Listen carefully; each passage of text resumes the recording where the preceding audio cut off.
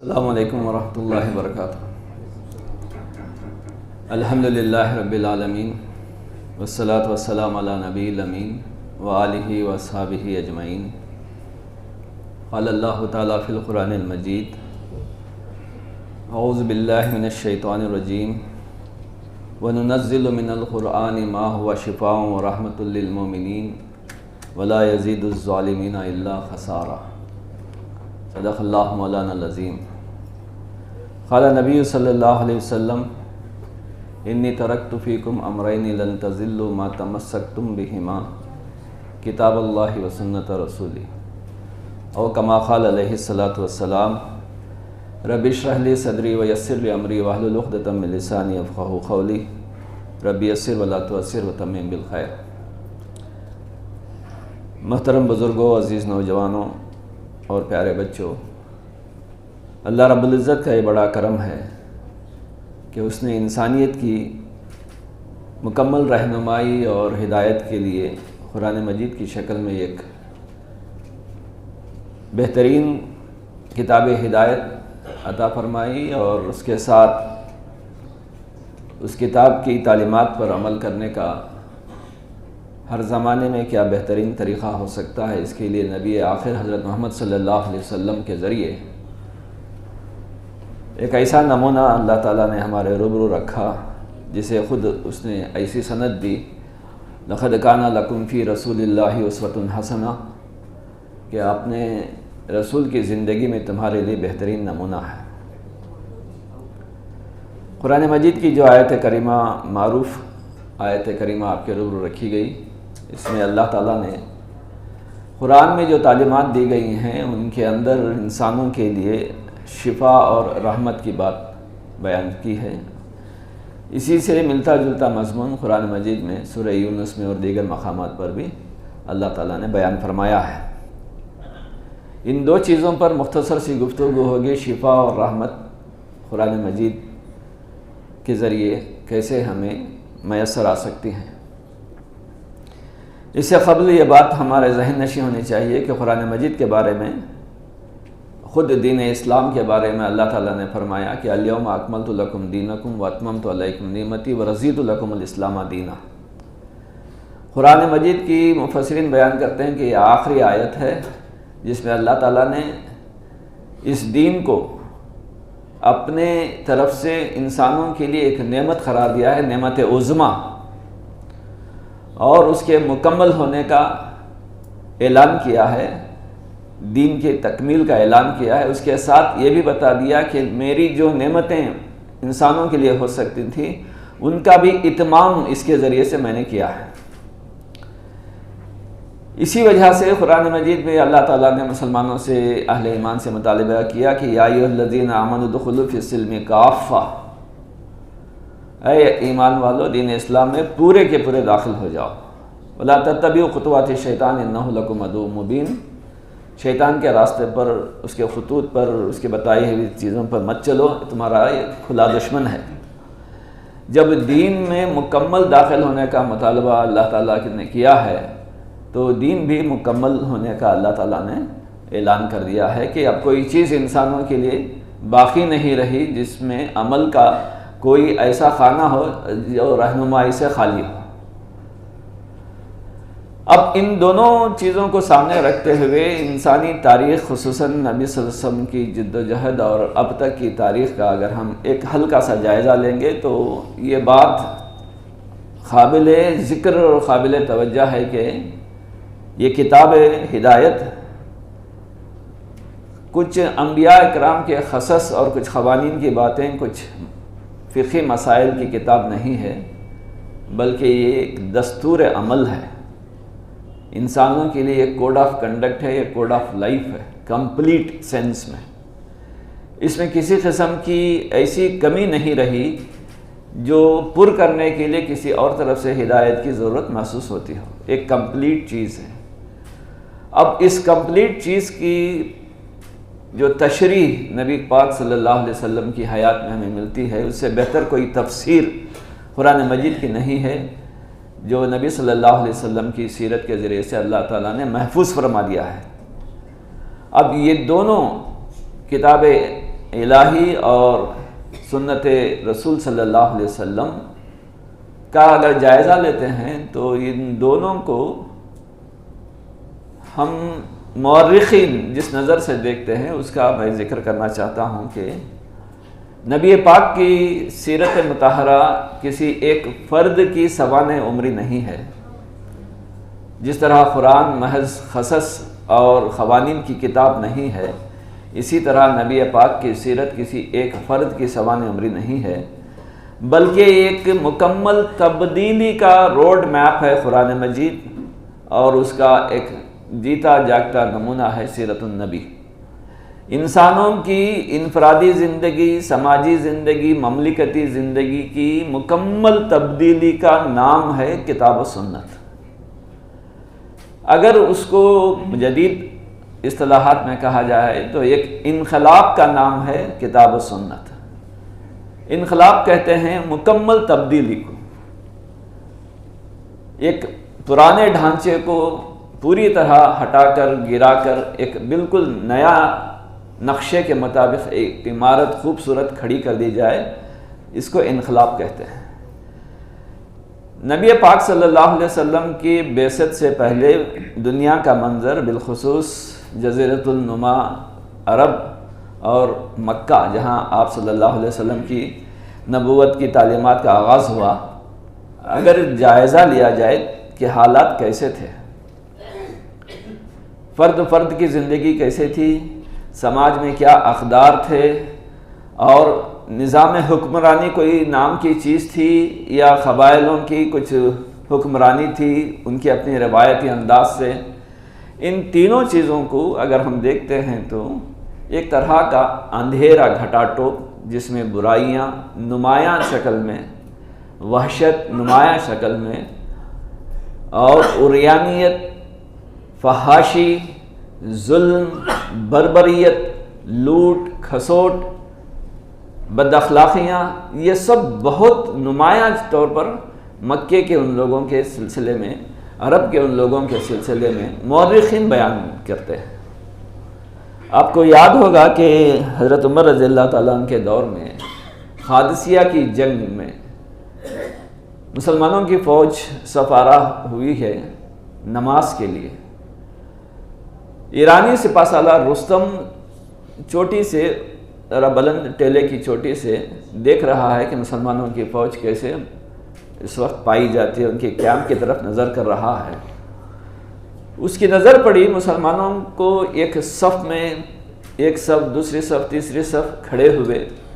وہ نماز کا منظر تھا، اسے نہیں معلوم تھا کہ نماز ہے. بہرحال اس نے دیکھا کہ صف بہ صف کھڑے ہیں اور آگے ایک شخص ہے. اس کے کہنے پر مسلمان بیک وقت حرکت میں آتے ہیں، ہاتھ باندھتے ہیں، رکوع میں جاتے ہیں، سجدہ کرتے ہیں. اتنا ڈسپلن انداز سے پوری فوج یہ حرکت کر رہی ہے اپنے ایک قائد، اپنے ایک امام کے اشارے پر. یہ منظر دیکھ کر اس کو رہا نہ گیا. رستم نے بڑبڑاتے ہوئے کہا، اے عمر، امیر المومنین سے خطاب کر رہا ہے دل میں زبان پر، اے عمر، تو نے تو میرا کلیجہ چبا دیا. ان وحشی درندوں کو تو نے جینا سکھا دیا.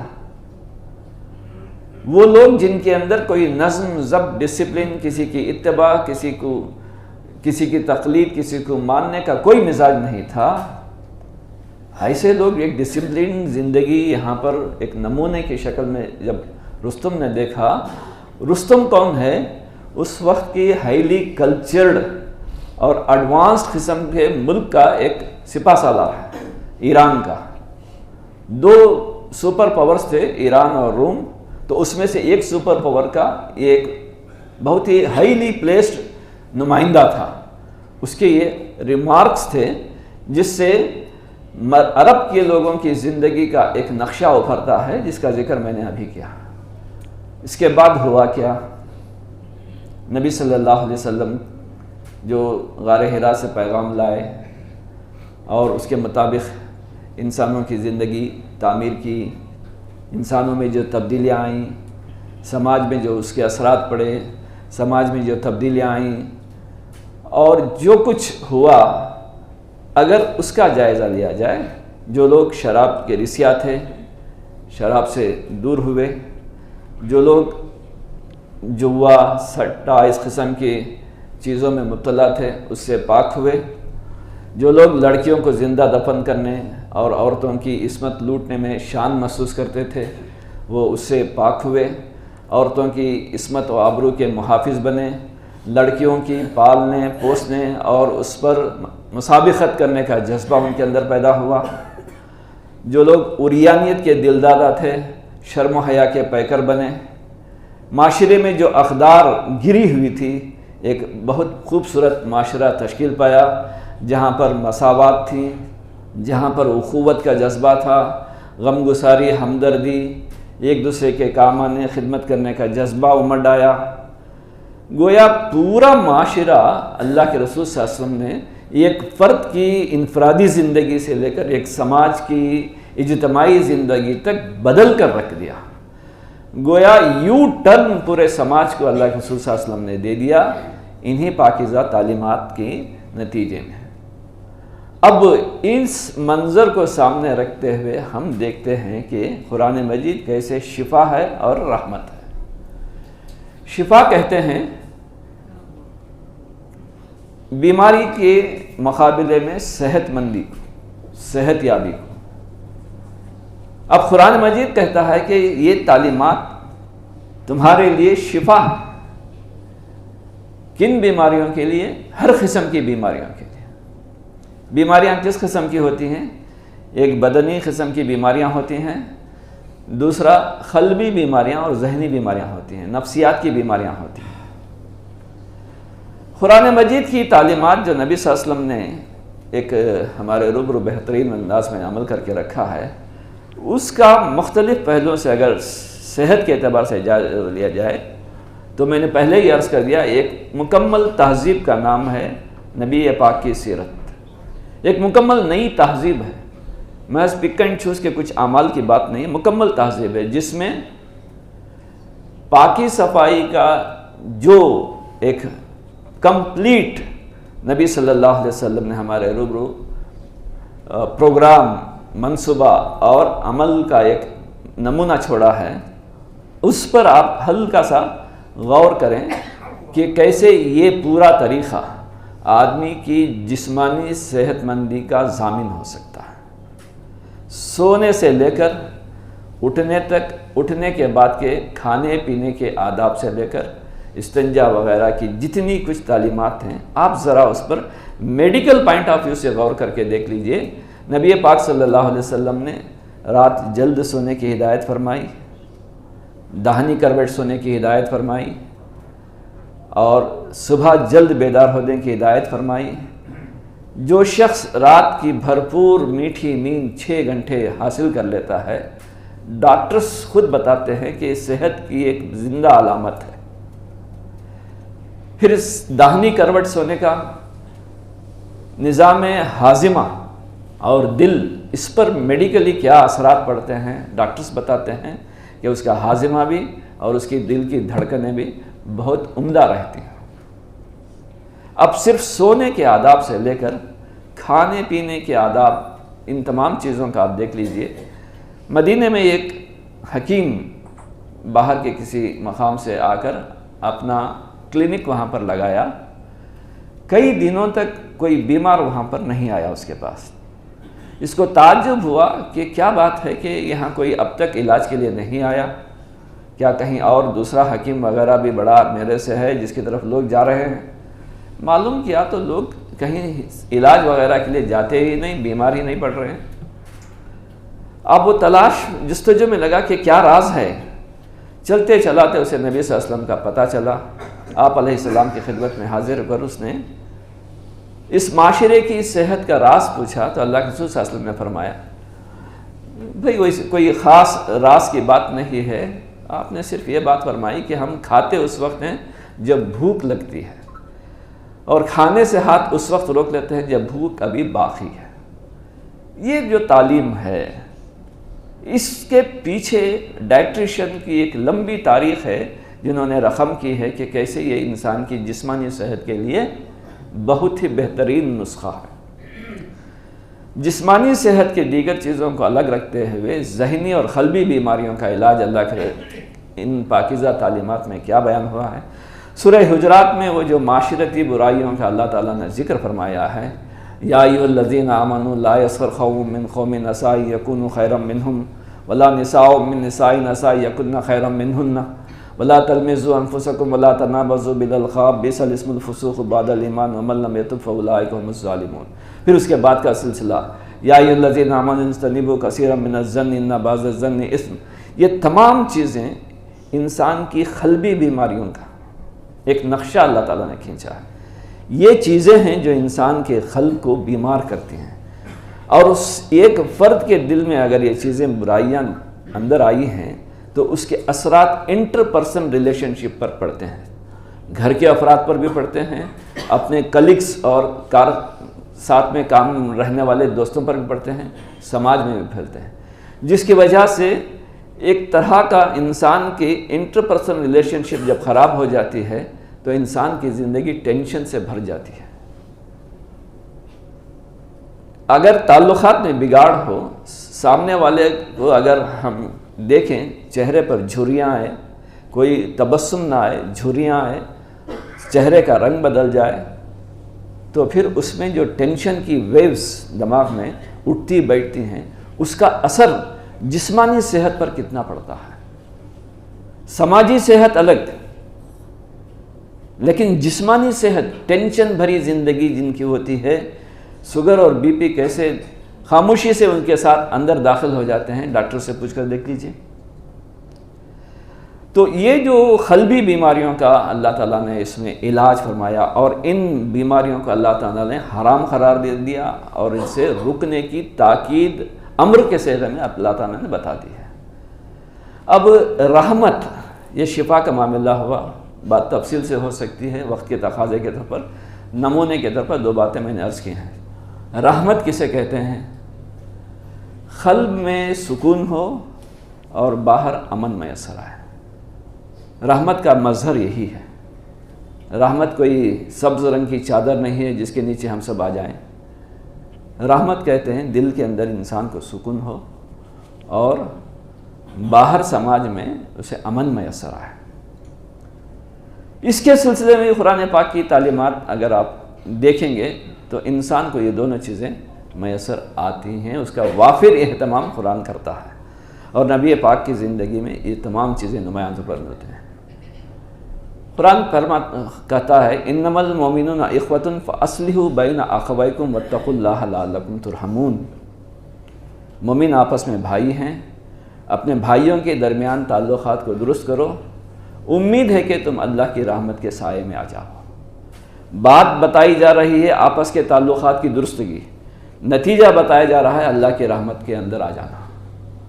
تو قرآن مجید کی یہ تعلیمات، نبی پاک صلی اللہ علیہ وسلم کی یہ تعلیمات، جو لوگ بھی ان پر چلتے ہیں ان کے لیے شفا ہے اور رحمت ہے۔ اس لیے اللہ کے رسول صلی اللہ علیہ وسلم فرمایا انی ترکت فیکم امرین لن تضلوا ما تمسکتم بہما کتاب اللہ و سنت رسول۔ میں دو چیزیں تمہارے درمیان چھوڑے جا رہا ہوں، تم ہرگز گمراہ نہیں ہوگے ہر اعتبار سے، چاہے جسمانی صحت، ذہنی صحت یا امن کے معاملے میں لے لیجئے، ہر اعتبار سے گمراہ نہیں ہوگے جب تک ان کو مضبوطی سے تھامے رہو گے۔ ایک اللہ کی کتاب، دوسری رسول صلی اللہ علیہ وسلم کی سنت۔ اللہ تعالی ہمیں ان باتوں پر دوبارہ غور کرنے اور صدق دل سے عمل کرنے کی توفیق عطا فرمائے۔